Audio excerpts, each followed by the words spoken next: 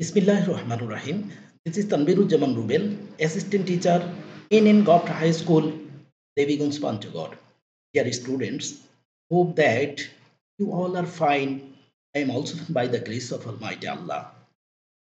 In this moment, I would like to take a small step for you. I am trying to help the learners of class 7 through online class.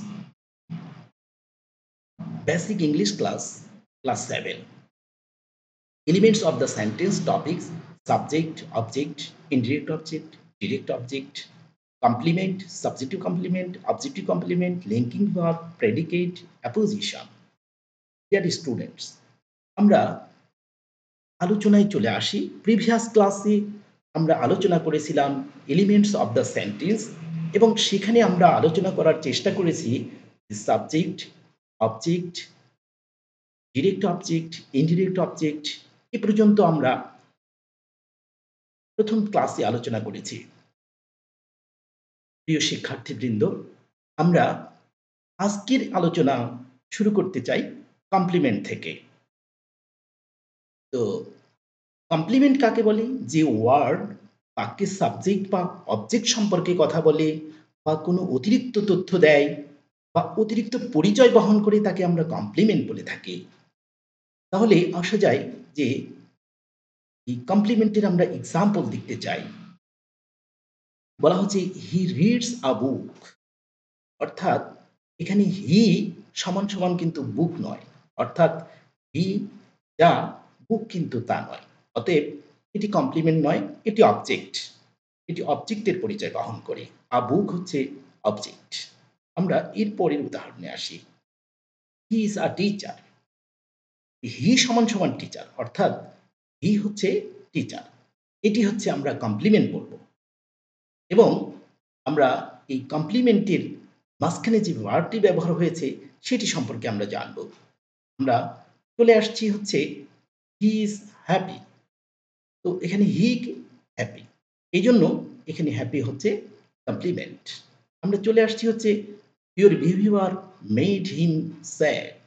এখানে objective কমপ্লিমেন্টের একটি ব্যবহার হয়েছে, হি সমান সমান sad.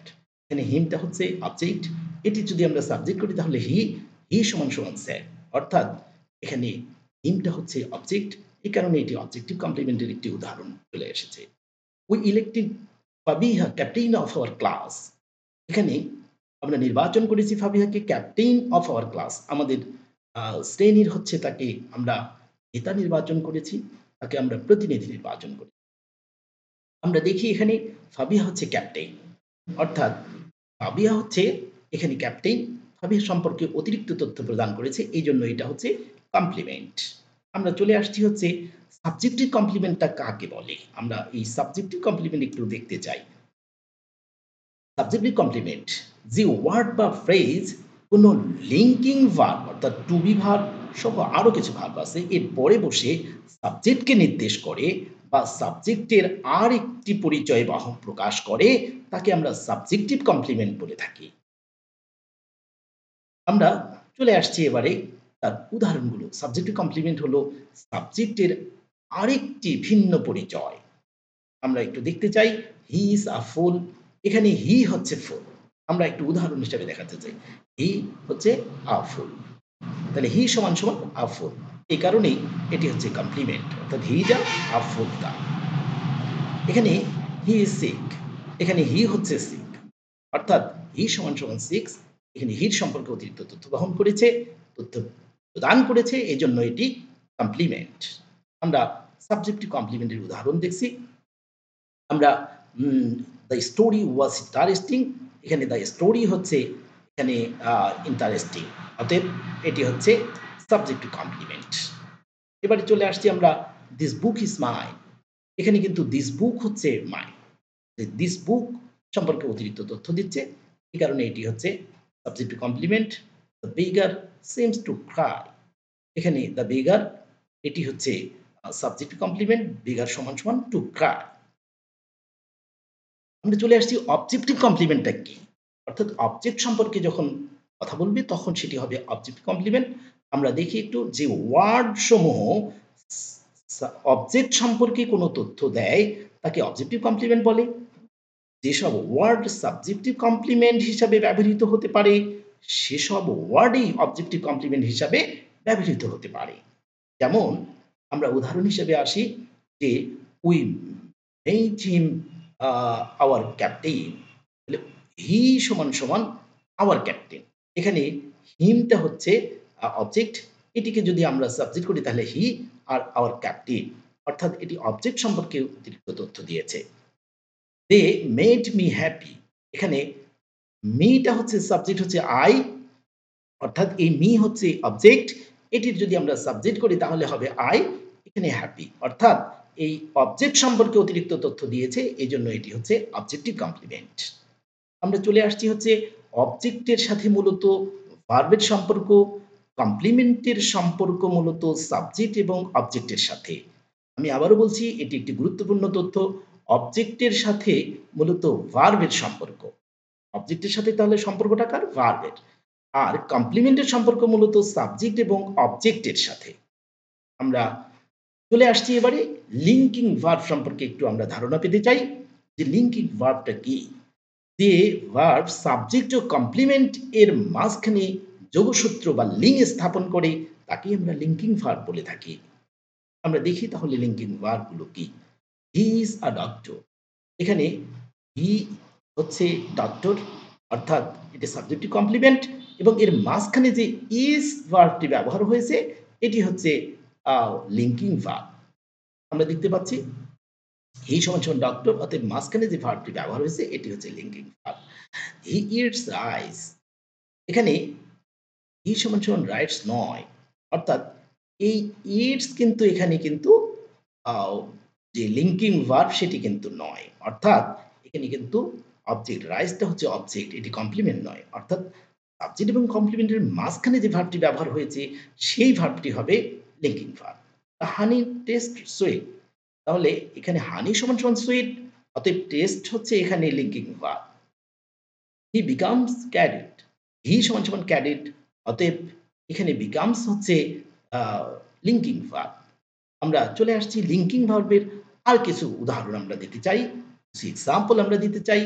যেমন linking verb এখানে be verb হতে পারে, বিকাম হতে পারে, স্মেল হতে পারে, taste, sell, sell, seem, sound, look, stay, appear, remain, etc.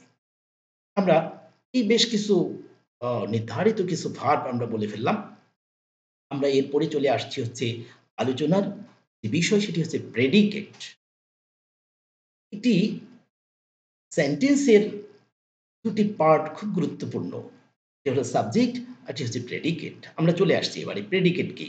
Subject সম্পর্কে যা কিছু বলা হয় তার সব হলো প্রেডিকেট। অর্থাৎ কোনো সেন্টেন্সে সাবজেক্ট ছাড়া বাকি যা আছে সবই প্রেডিকেট।